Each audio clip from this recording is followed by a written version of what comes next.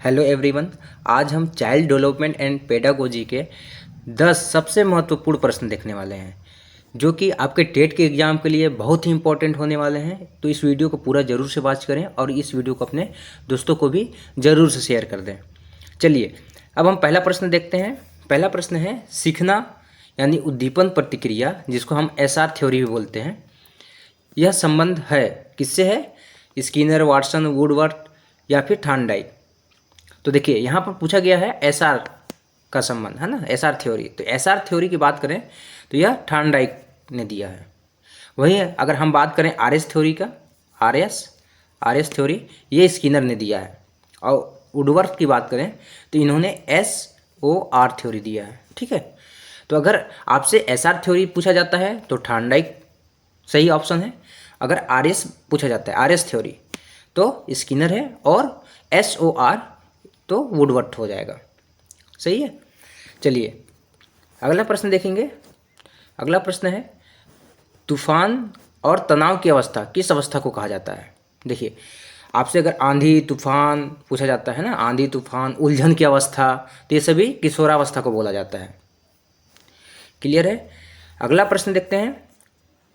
प्रश्न नंबर 3 है विकास और वृद्धि में मुख्य अंतर पूछा गया है कि विकास और वृद्धि में मुख्य अंतर क्या है?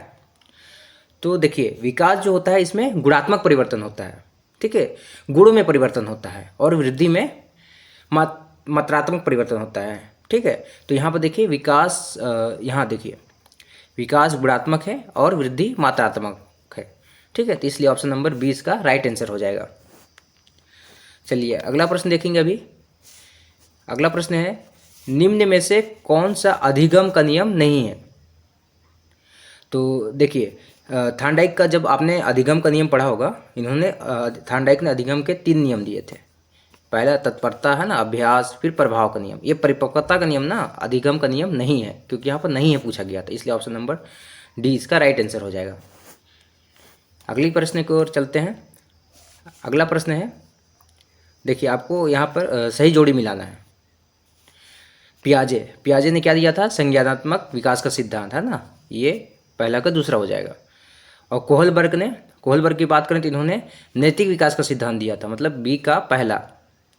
और बंडूरा ने ये सामाजिक अधिगम का सिद्धांत दिया था। तो ए का दूसरा बी का पहला, देखिए कहाँ पे ए का दूसरा बी का पहला सी का तीसरा, है ना, ये ऑप्शन नंबर बी में है। ठीक है, इसलिए ऑप्शन नंबर 20 का राइट आंसर हो जाएगा। चलिए अगला प्रश्न देखेंगे। अभी अगला प्रश्न है स्किनर ने बाद में किस पर प्रयोग किया था? तो देखिए स्किनर ने सबसे पहले अगर आता है तो पहले किया था चूहे पे, है ना, पहले चूहा पे प्रयोग किया था, और बाद में कबूतर पे। इसलिए बाद में पूछा गया यहाँ पे, तो बाद में कबूतर पे किया था, इसलिए ऑप्शन नंबर ए इसका राइट आंसर हो जाएगा। चलिए अगला प्रश्न देखेंगे। अभी शिक्षा का अधिकार अधिनियम किस वर्ष लागू हुआ? तो लागू हुआ था सन 2010 में। ठीक है, 2009 में बनकर तैयार हुआ था, है ना, 2009 में, ध्यान रहे कब तैयार हुआ था, तो 2009 में तैयार हो गया था, लेकिन लागू किया गया 2010 में। चलिए अगला प्रश्न देखेंगे। अभी अगला प्रश्न है कोहलर ने किस चिंपांजी पर अपना प्रसिद्ध समस्या हल करने का प्रयोग किया था?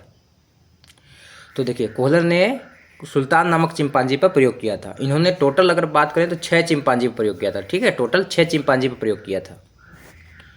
अगला प्रश्न देखेंगे। अगला प्रश्न है यहाँ पे निकटस्थ विकास क्षेत्र यानी जेडपीडी, इसका संबंध किससे है? तो जेडपीडी आपसे पूछा जाता है, या फिर स्केप फोल्डिंग, है ना, या फिर स्केप फोल्डिंग पूछा जाता है। देखिए जेडपीडी या फिर स्केप फोल्डिंग अगर पूछा जाता है तो इसका जो राइट आंसर हो जाएगा वाइगोत्स्की। ठीक है, वाइगोत्स्की ने दिया था।